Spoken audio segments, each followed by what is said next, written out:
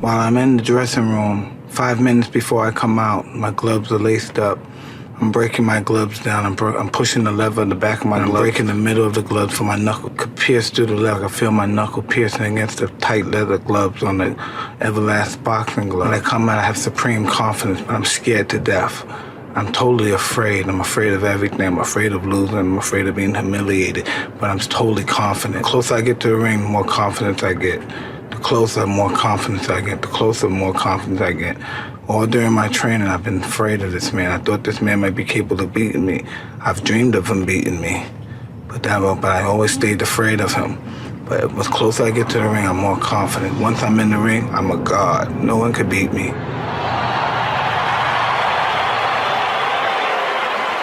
I walk around the ring, but I never take my eyes off my opponent. I keep my eyes on him, even if he's ready and pumping. He can't wait to get his hands on me as well. I keep my eyes on him. I keep my eyes on him. I keep my eyes on him. Then once I see a chink in his armor, boom, and one of his eyes may move, and then I know I have him. And then when he comes to the center of the ring, he still looks at me with his piercing look, and as if he's not afraid. But he already made that mistake when he looked down for that 1/10 of a second. I know I had him. He'll fight hard for the first 2 or 3 rounds, but I know I already broke his spirit. During the fight, I'm supremely confident. I'm moving my head, he's throwing punches. I'm making him miss and I'm countering. I'm hitting him to the body, I'm punching him real hard. And I'm punching, and when I'm punching him, I know he's not able to take my punches. 1, 2, 3 punches, I'm throwing him punches and bunches. He goes down, he's out. I'm victorious. Mike Tyson, greatest fighter that ever lived. A good fighter is not necessarily the greatest fighter ever lived. It's where you want to go. You know what I mean? A good fighter is just to be diligent and committed and disciplined, doing what you hate to do, but do it like you love it. You know, always testing yourself and forcing yourself to the limits, you know? If you know you, if you love women, then deny yourself that. You know what I mean? That's what success in general is all about, sacrifice. From my experience, of any little success I may have had, just be willing to sacrifice, you know. Unfortunately, sometimes you can't have fun accomplishing your goals. And when sometimes people don't have the determination, the will, and the steadfastness, the tenacity, they give in under the slightest struggle. I don't want to do anything unless I'm passionate about it. You know, I don't care any money. That's what I learned about peace and happiness. That if you're not doing it with passion and love, and you're just doing it for money, it's the emotional outcome is going to be disastrous. And that's from my experience. That's just really what I know. So I know it has to be just for pure passion and the love for what I'm doing. As a smaller boxer yourself in terms of stature, how do you take on these big guys with a big reach? I don't know. It's not necessarily the size of the guy. You know what I mean? It's basically the spirit and the competitive in his heart. You know, if a guy wants to fight, he could be 4'2" and fight a guy 6'9". You know, if you want to fight, you're going to fight and you're going to do well. That's just the average of law here in the game of boxing. If you really want to do it, you're going to do well. But what I found out in life, as life goes on, life is about losing. As we get older, we lose our hair, we lose our teeth, we lose our mothers, our fathers, our sisters, and but it's the ones who overcome, they're lost in life and could shun away adversity and always willing to fight it. Every particular moment in life are the ones that are able to transcend and be able to spread the word to other people who's in that same particular genre as they are. In order to be great, you know what I mean, you gotta be prepared to fail greatly as well. You know what I mean? It's all about how you handle the failures, you know, and I'm good at handling failures. Yeah. And I'm good at handling this. I don't know, I'm not that good at handling success. I can handle failure better than I can handle success. I feel I was born to fight because I have no other interest in anything else.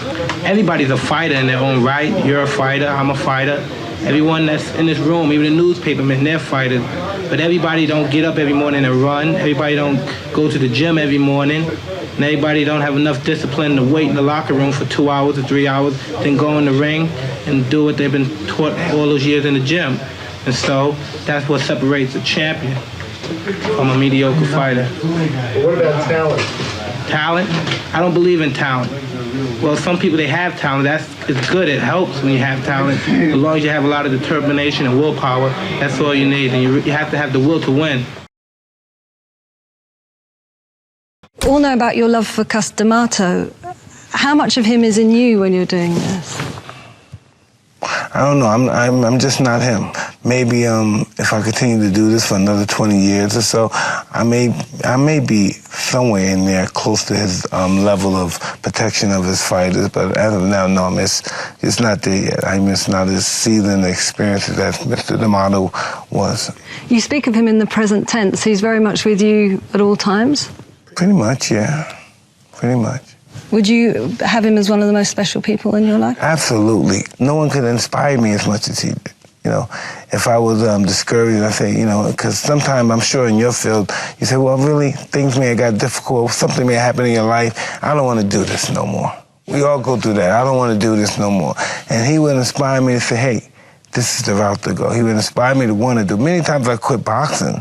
Before I even became a professional boxer, as an amateur, I quit. I didn't want to do it. And he gave me the inspiration and the reason why I should be doing this.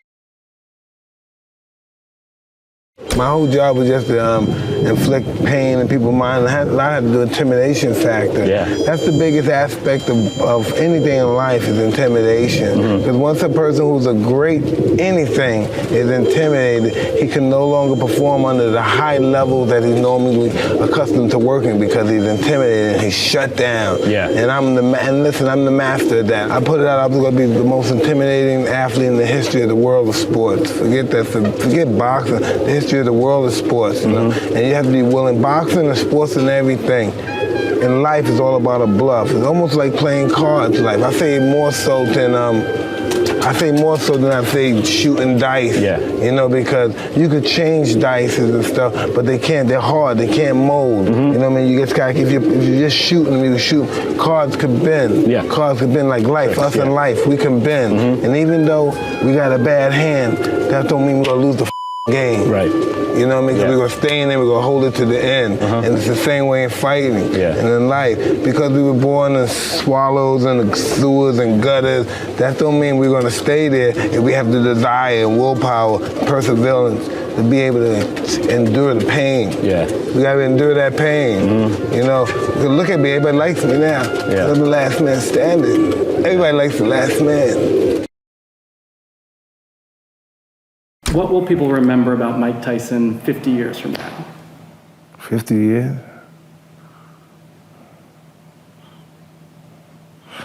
I don't know, that's the most destructive, ferocious fighting machine that God ever created. Yeah, that's what I think. Come on now.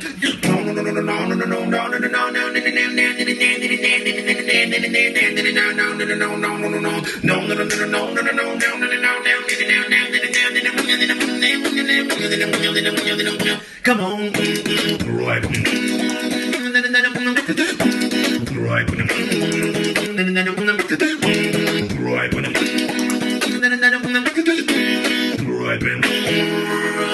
Yeah.